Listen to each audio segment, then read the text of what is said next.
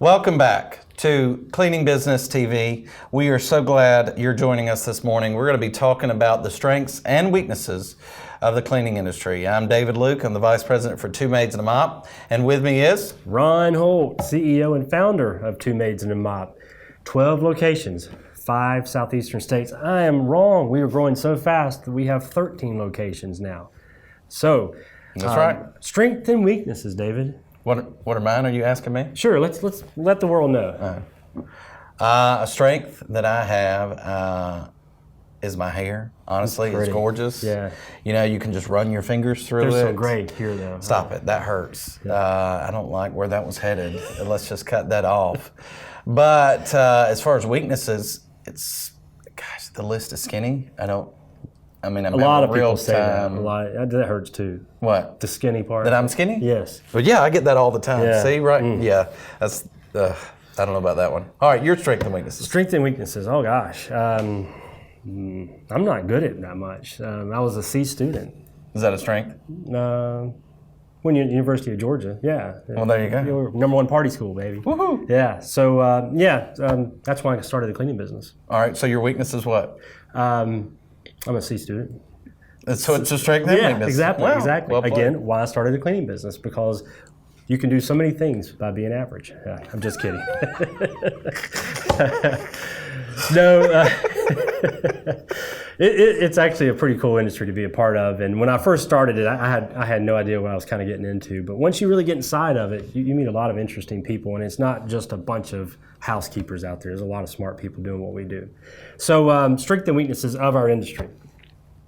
The hours are great. That's a strength. Mm-hmm. In the residential house cleaning industry, really there's two. And kind of we get divided into those two. We get divided into a residential house cleaner and we get into commercial house cleaners. Now in the residential house cleaning industry, we are an 8 to 5 business. The hours are great. No weekends, no Saturdays, no Sundays. We're a Monday through Friday business. So the hours, exceptional in the residential house cleaning business. What else? Well, back up. University of Georgia, party school, also football school. So that was another reason I started the business, because I had to have my Saturdays. That's right. There you go. You do. Yeah. But the hours are great. It's also no accounts receivable department. That may not seem like a big deal if you don't already have an accounts receivable department, but that's a major undertaking. And on top of that, in some cases, people have such large accounts receivable, they actually have to go out and get loans or advances in order to make their payroll. In our case, it's time of service. We clean a house, we get paid. And sometimes it's cash, sometimes it's credit card, check. But cash flow is going to be king. You will understand that in business, cash flow is king. Mm-hmm. The other thing is recurring revenue stream. In the cleaning industry, you have a recurring revenue stream.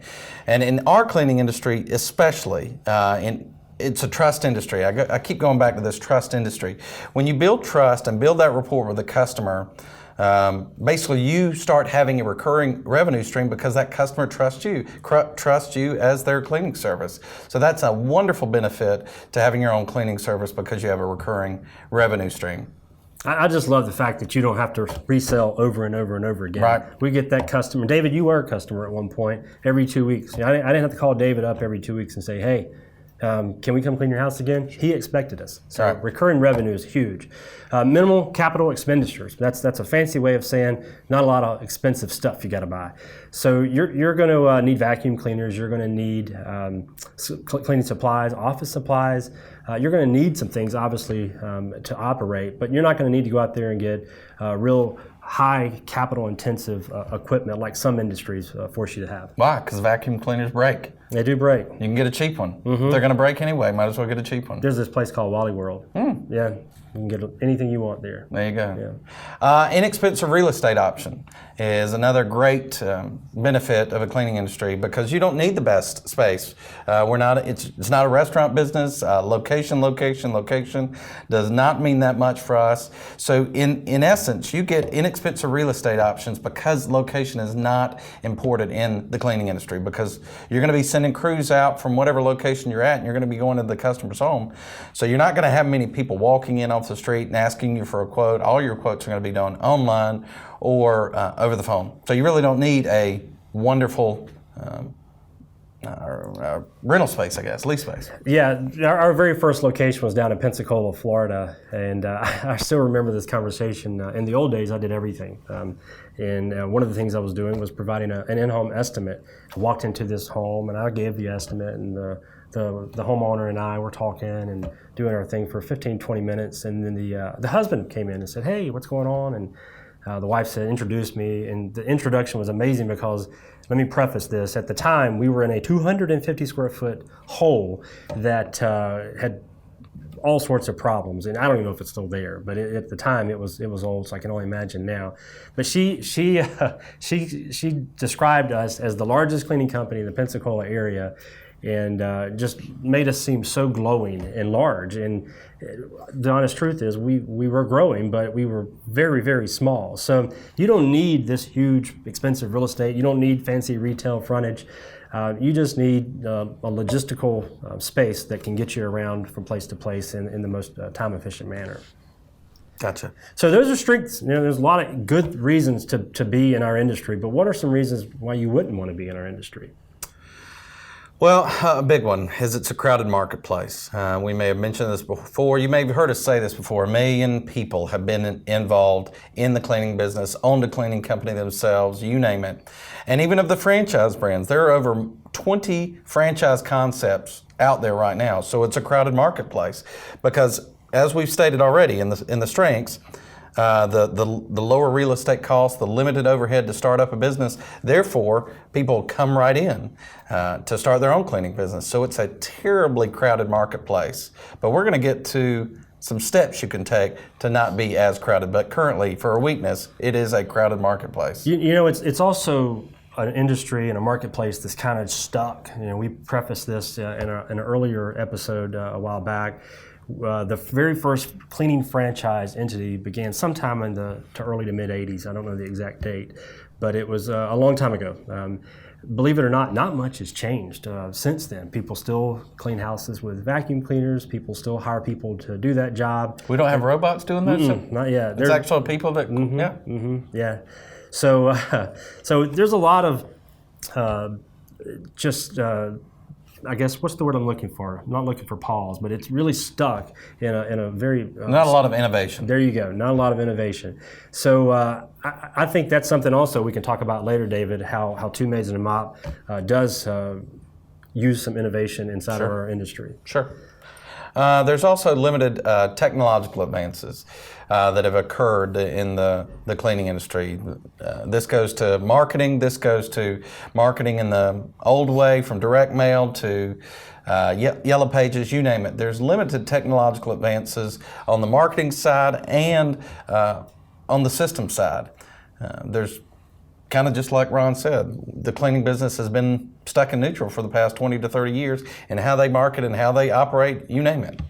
Mm-hmm. And as a result of that, another weakness I guess we can kind of talk about is, since everything's kind of been stuck in neutral, there's been a ton of growth in our industry. I mean, a massive amount, but very little incremental growth. In other words, businesses, maid services themselves have, if anything, declined in terms of growth. And that's mainly because the marketplace is so crowded, so there's so many people entering the marketplace, tons of consumers out there buying the services, but since there's so many people doing it, the average maid service is only generating about $200,000 a year in revenues. $200,000 may sound like a lot of money, but when you compare that against about half of your cost is going to be labor, it's going to be hard to make any money at $200,000. And again, stay tuned, because we're going to talk to you about some things that Two Maids and a Mop does that makes life seem a little bit better in the cleaning industry. Another weakness is it's difficult to provide consistent quality. Now, this is huge because when you go to a restaurant, when you go to a McDonald's, when you go to an Outback, you know what the hamburger is going to taste like, you know what the steak is going to taste like, and if you go to one in Oklahoma, from California to New York, they're all going to taste the same. Those two restaurants are very good at providing consistent quality across the board. Now, in the cleaning industry, we make an attempt, and because of this weakness, we make an attempt to provide that consistent quality, and we're going to get into how we do that a little later on, how we actually provide that. But when you have different employees, I know, right? That's going to be a good When one. you have 160 employees like us, how do you do that? Because that is the weakness of a cleaning business, because you have so many different employees at so many different levels that, I clean left to right, or I wipe this way, or I dust this way, or I clean mold and mildew this way, and I do it this way, and my mom taught me this way. It is very difficult to provide consistent quality so that every customer you have says, no matter who comes to my home, I know exactly what I'm going to get for the price I'm going to get.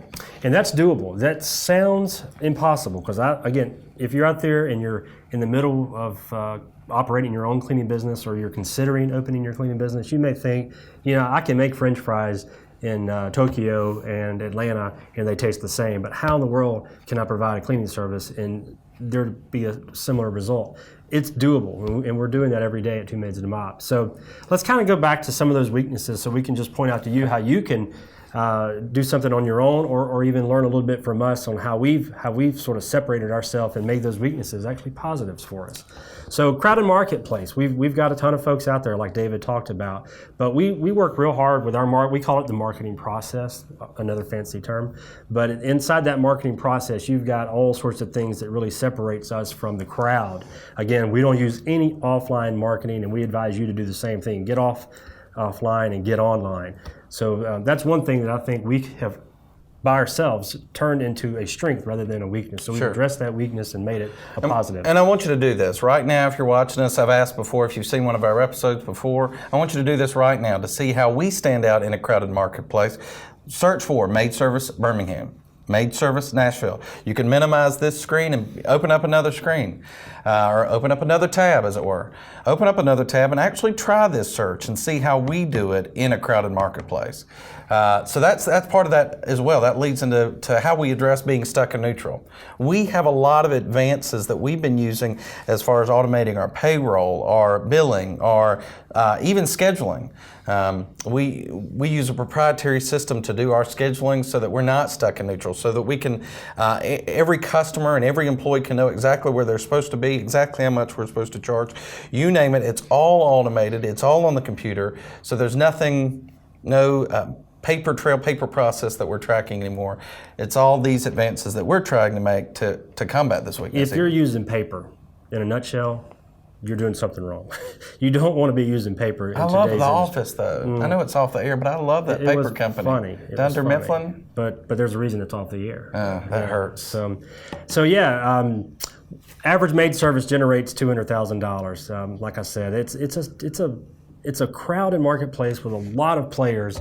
So how does Two Maids and a Mop? How are they different? Well, in our case, will you pat me on the back? 'Cause I said not to do that, but I should have asked for it. But our office generates somewhere between $425,000 to $440,000 a year, our average office. And we have some that And we're still growing. And we're still growing. Have some offices that are much, much higher than that, but the average is somewhere in that neighborhood. Now, we didn't start that way, and like David said, we're still growing. Some of our offices have only been open for a couple of years, and we're thinking we're going to see $1 million office here soon, but time will take care of that. But how did we get to double what the average market is for our business? Well, we've kind of said this over and over again, but really just separating yourself, creating systems for your business, providing a quality service, all those things go hand in hand and allow you to really start growing and doing things differently. If you just use the same rule book as everybody else in our industry, you're going to produce the same result. You're going to be a $200,000 business.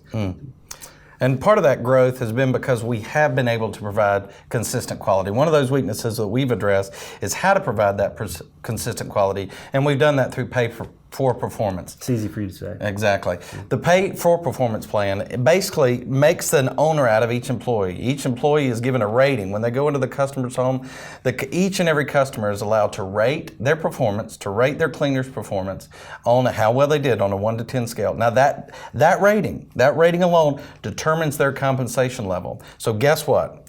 Each and every time a cleaner steps into that home, or a team member steps into that home of that customer, they know that they want to give 110% because they know that customer, not even us, Not even us. We have a scale that we use, but we do not determine how much our professional house cleaners make. We don't determine that. Only the customer does. And that helps us in a crowded marketplace, in an industry where it's not growing. That helps us grow. That helps us stand out above because we pay our employees based on their performance, and we allow the customer to have that control. And that allows us to provide consistent quality each and every time.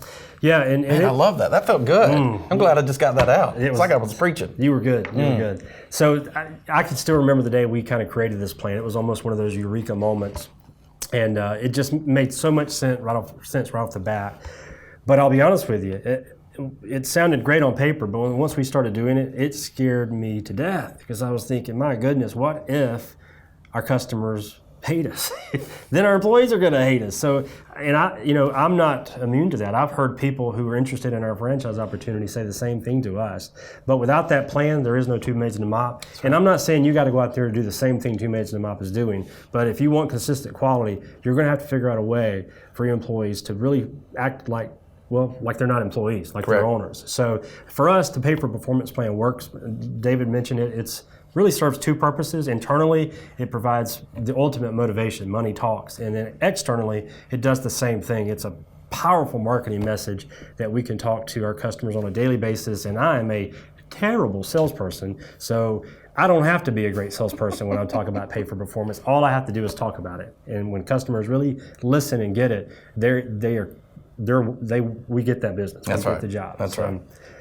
So hopefully you've learned a little bit about our strengths and weaknesses in our industry. It's a fun industry. I'm kind of made fun of it early on, but it's actually a really cool industry to be a part of because there's so much innovation, so much things kind of moving right now, and a lot of exciting brands out there that are changing the game. And one of those is hopefully Two Maids and a Mop. Bingo.